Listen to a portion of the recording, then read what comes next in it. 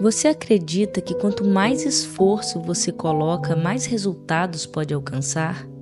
Isso é porque vivemos em um mundo obcecado pela pseudoprodutividade, com a ideia de que sempre precisamos estar fazendo alguma coisa. Mas apesar de estarmos mais ocupados do que nunca, não somos necessariamente mais produtivos ou estamos mais próximos de alcançar nossos objetivos. Na verdade, esse esforço constante pode ter o efeito contrário, de prejudicar a qualidade dos nossos resultados, a nossa criatividade e tornar a nossa vida mais árdua, dura e difícil. Esse é o paradoxo. Acreditamos que quanto mais nos esforçamos, mais podemos conquistar. Mas na realidade, se apenas aceitamos e seguimos o fluxo natural das circunstâncias, podemos alcançar muito mais sem esforço. Parece um pensamento contraintuitivo, não é? Que ao tentar menos, podemos alcançar mais. Mas você já parou para observar como as coisas funcionam na natureza? Veja como um rio flui contornando os obstáculos e sempre alcançando seu destino. Ou a forma como o bambu cresce em direção aos céus e se curva com os ventos sem se quebrar. A natureza tem um ritmo próprio, um fluxo natural em que tudo se encaixa sem esforço. E se eu te dissesse que podemos aplicar esses mesmos princípios da natureza em nossas vidas? E que muitas vezes o simples ato de não forçar, de aceitar, pode nos levar muito mais longe, mais rápido e mais perto dos nossos objetivos do que anos de esforço intenso e imposição. E é sobre isso que eu quero conversar com vocês hoje, trazendo dois grandes pilares do pensamento humano: as filosofias orientais e a ciência moderna, para refletirmos juntos sobre por que precisamos parar de forçar e começar a aceitar. Não tenho intenção de esgotar esse tema que é vasto e profundo. O que eu quero compartilhar é a minha visão de como percebo que ao unir esses saberes que à primeira vista parecem distantes, podemos transformá-los em práticas para o nosso dia a dia. E assim levar uma vida mais fluida, mais calma e mais equilibrada. Porque no fundo acredito que todos nós buscamos isso, sair do modo caótico, acelerado, desconectado da vida e voltar a um estado mais natural, mais harmônico, onde as coisas fluem com mais leveza e sentido.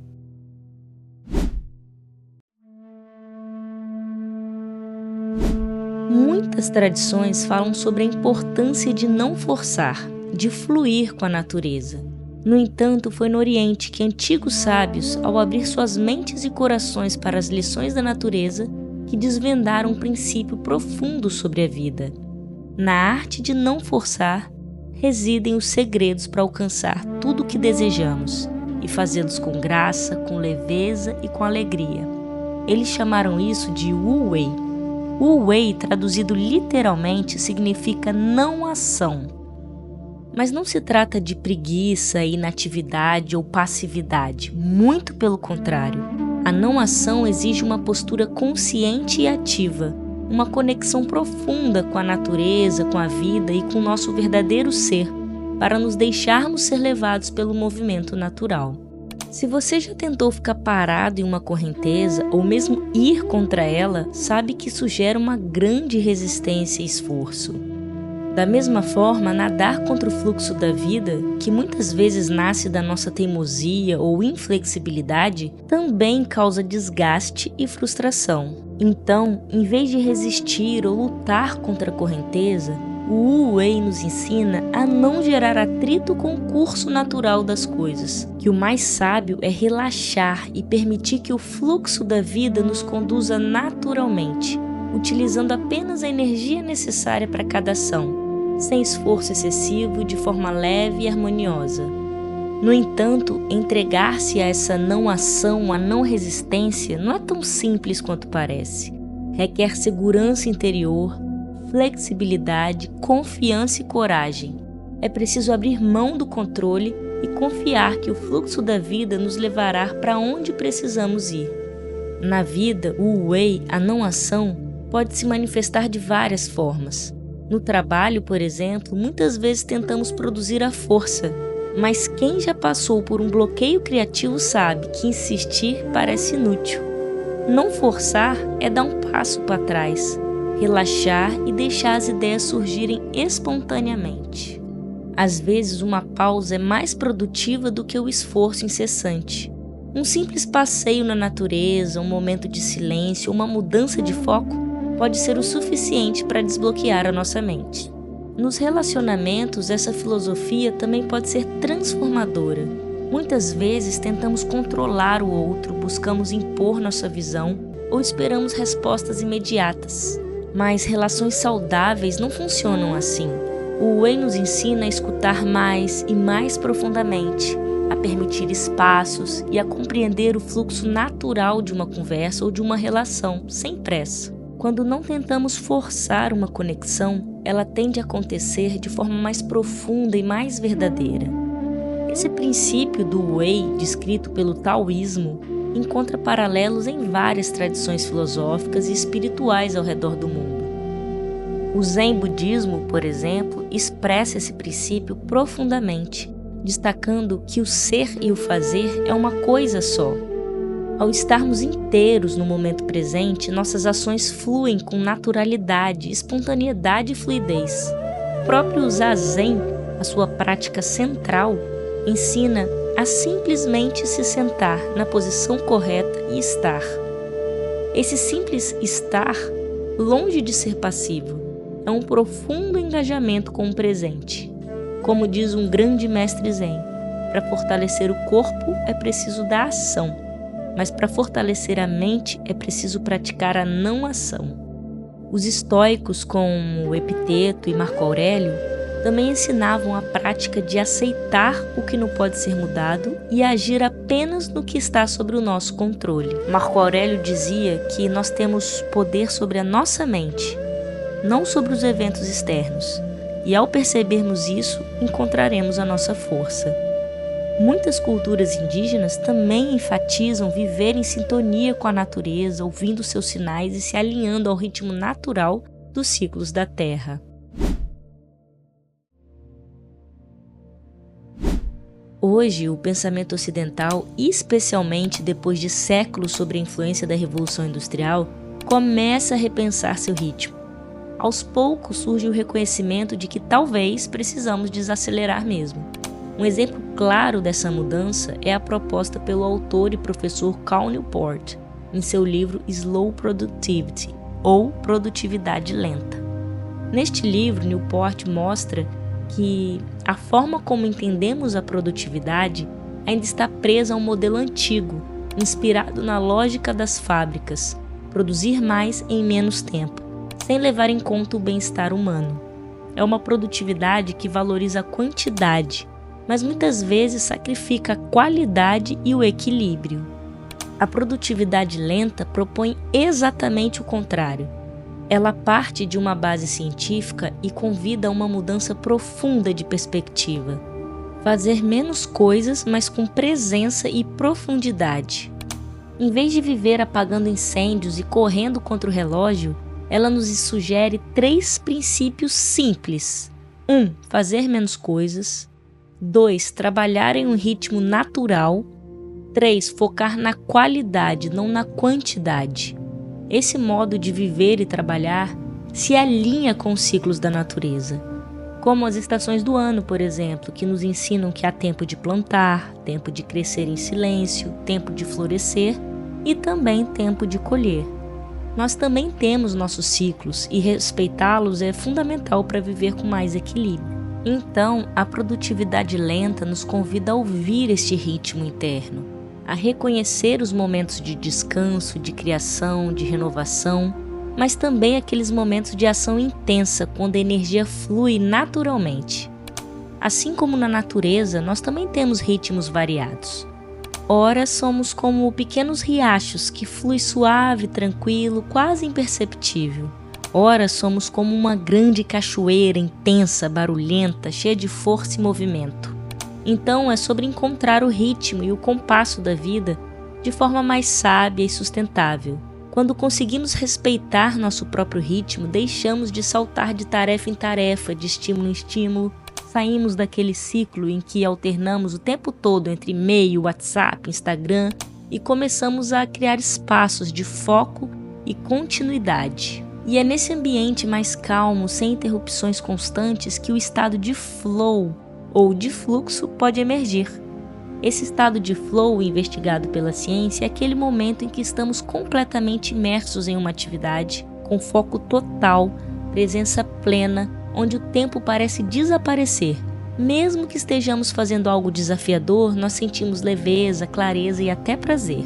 Então a produtividade lenta, ela favorece esse estado justamente porque valoriza a profundidade, a presença e o respeito ao tempo interno. Ao priorizar menos tarefas, mas as mais importantes, temos espaço para mergulhar em um único tema, para ir fundo, em vez de apenas tocar a superfície de muitas coisas. Esse alinhamento entre a produtividade lenta e o estado de fluxo nos permite não apenas produzir mais com menos esforço, mas também cultivar uma relação mais harmoniosa com o tempo e com a vida. Assim como na natureza, onde tudo tem seu ritmo, nossa mente e nosso corpo também funcionam melhor quando seguimos esse fluxo natural. E é fascinante perceber que, apesar das diferenças temporais, culturais, linguísticas e geográficas, essas filosofias convergem para uma mesma verdade, de que talvez não são nossas intervenções forçadas, mas sim nossa entrega gentil, nosso alinhamento com a grande dança cósmica que traz os resultados mais profundos. Mas o que une todas essas tradições? Como civilizações tão distintas chegaram a conclusões tão semelhantes? A resposta está em seu mestre comum, a natureza. A natureza sempre foi um reservatório de sabedoria, oferecendo insights sobre as verdades mais profundas da vida. Civilizações de diferentes épocas e lugares perceberam, ao observar a natureza, com respeito, reverência, dando espaço e se conectando de forma verdadeira com ela, que há algo profundo e misterioso que rege todos os fenômenos do universo. Cada tradição tenta nomear esse princípio incognoscível ao intelecto de uma forma. Pode ser Deus, o Tal, o grande espírito, a vida e também as leis naturais, mas sua essência permanece a mesma. E eu gosto de chamá-la simplesmente de natureza. Embora possamos pensar na natureza como o conjunto de elementos do mundo natural, como as montanhas, as árvores, os planetas, os átomos, podemos trazer um significado mais amplo, inspirado na origem da palavra. Do latim, natura significa qualidade essencial, disposição inata, o curso das coisas e o próprio universo. E é nesse sentido que eu uso a palavra natureza. Ela é tanto a manifestação, tudo o que existe, quanto a essência e fluxo inerente de todas as coisas. E a beleza de ter a natureza como professora é que a sua linguagem é universal, acessível a todos, independentemente de cultura ou conhecimento acadêmico. Se falamos de desertos, oceanos, nuvens ou árvores, todos sabem o que são. Ela também está acima das nossas explicações, teorias ou crenças. Por mais elegantes que sejam, a natureza simplesmente é, e nada escapa às suas leis. Cada átomo, rio, peixe, célula, estrelas e galáxias, assim como cada um de nós e cada evento que nos acontece tem um propósito, uma função na grande teia do universo. E por mais que tentamos controlá-la, a verdade é que temos pouco ou nenhum domínio sobre ela. A vida segue seu curso, independentemente da nossa vontade. E é justamente na resistência a esse fluxo que nasce a nossa insatisfação. Então, se há sabedoria em aceitar a natureza como ela é, há também um caminho para o bem viver em harmonia com ela. E esse conhecimento não está reservado aos grandes sábios ou cientistas. Todos nós podemos aprender diretamente com a natureza. Basta observar com respeito e reverência, como faríamos diante de um grande e sábio mestre. Até Einstein nos aconselha a fazer isso. Olhe profundamente a natureza e então você entenderá tudo melhor. Afinal, a natureza nos ensina o tempo inteiro. Mas será que sabemos ouvir? O que de fato podemos aprender com ela?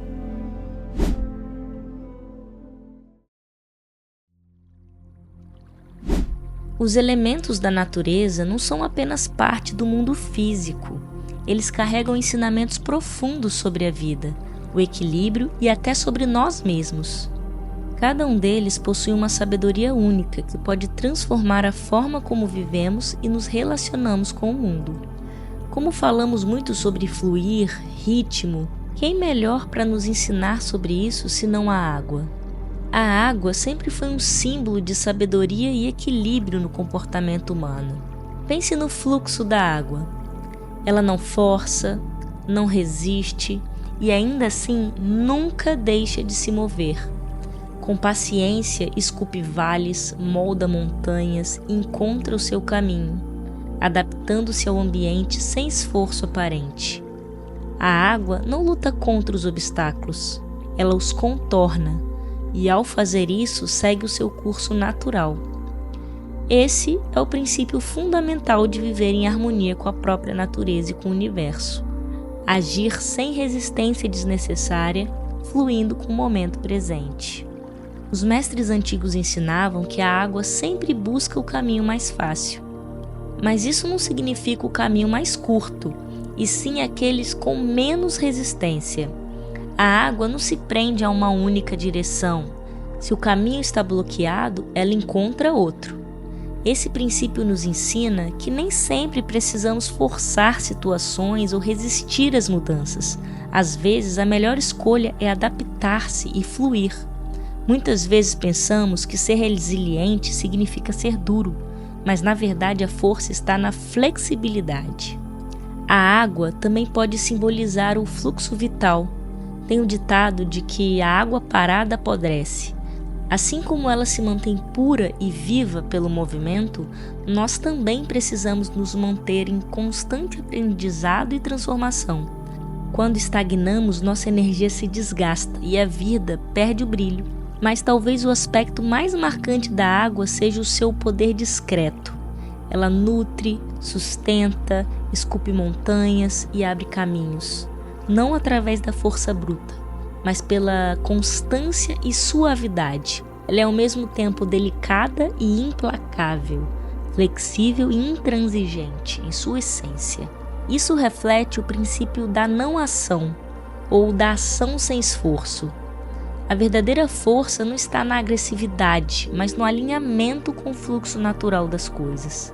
Em um mundo que valoriza a competição implacável e a luta constante, a água nos lembra que a maior realização vem da harmonia e não do conflito. Assim, diante de desafios, podemos reagir como a água. Ao invés de tentar forçar ou resistir inutilmente, aprendemos a nos ajustar e seguir adiante. Cada obstáculo, como as pedras em um riacho, não impede a água. Ela apenas muda o seu curso. E ao integrar essa sabedoria em nossa vida, não estamos apenas adotando uma filosofia, mas uma nova forma de viver, uma que respeita o fluxo da existência, valoriza a suavidade como força e entende que no final sempre encontramos o nosso caminho. Enfim, a natureza nos oferece lições valiosas o tempo inteiro. A água pode nos ensinar a fluir com leveza pelos caminhos da vida. O bambu pode nos mostrar a força da humildade e da flexibilidade, e as árvores podem revelar a importância da autenticidade e do enraizamento. Mas para realmente absorver os ensinamentos da natureza, não basta apenas observá-la, é preciso sentir e viver essa conexão de forma plena. E isso só é possível quando estamos em um estado de presença total, sem distrações, resistências ou julgamentos. Então, como seria esse estado ideal de alinhamento entre mente, corpo e ação? Ao longo de toda a história, diferentes tradições filosóficas e científicas buscaram compreender o estado ideal da mente e da ação humana, do taoísmo chinês à psicologia moderna. Podemos encontrar uma convergência fascinante, por exemplo, entre o conceito do Wei, da meditação Zen, do estado de flow e a proposta de produtividade lenta trazida aqui no vídeo. Esses princípios nos mostram que a verdadeira maestria da vida não vem do esforço excessivo ou do controle rígido, mas de uma sintonia profunda com o momento presente, com a natureza e com a nossa essência.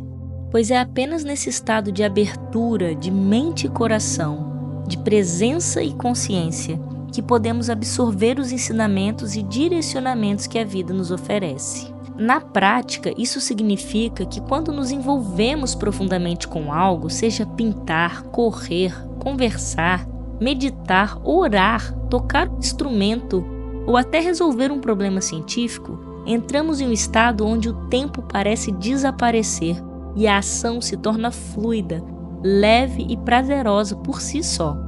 Esse não é apenas um estado desejável, mas também a forma mais eficiente de agir. Aquele que é sábio não age por compulsão ou ansiedade, mas a sua ação vem do alinhamento com a natureza, com a vida e com o propósito. E quando nos alinhamos com o nosso verdadeiro eu, as nossas ações se alinham com o ritmo da vida.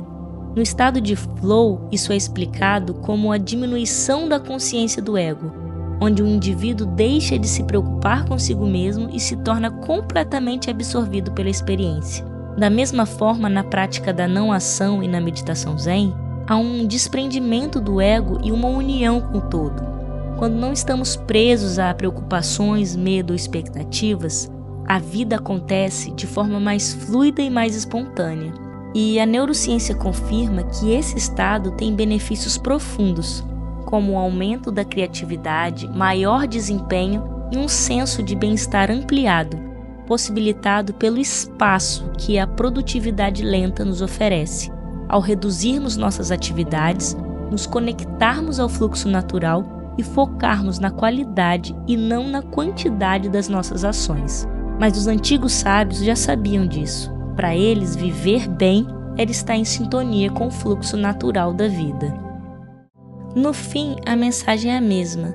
Seja expressa de forma poética no Tao Te Ching ou nas pesquisas empíricas da ciência. Quando praticamos a não-ação e paramos de lutar contra a corrente e nos entregamos ao fluxo da vida, encontramos o caminho da excelência, da paz e da verdadeira realização. A natureza nos convida a olhar para a vida com mais sabedoria. Nem tudo precisa ser conquistado à força, nem sempre precisamos nadar contra a corrente. Às vezes, a melhor escolha é confiar, soltar um pouco o controle e permitir que a vida aconteça, como na música, onde o silêncio entre as notas é tão importante quanto os sons. É nas pausas da vida que muitas vezes encontramos a solução que mais precisamos. E agora eu te pergunto, você já viveu momentos em que soltar o controle trouxe melhores resultados? Ou que, diminuindo as atividades, você pôde alcançar mais e com mais qualidade? Que essa reflexão te inspire a viver com mais leveza, mais presença e mais confiança no fluxo natural da vida. Pois talvez os maiores tesouros não sejam encontrados na exaustão do esforço, mas na sabedoria de saber quando simplesmente aceitar.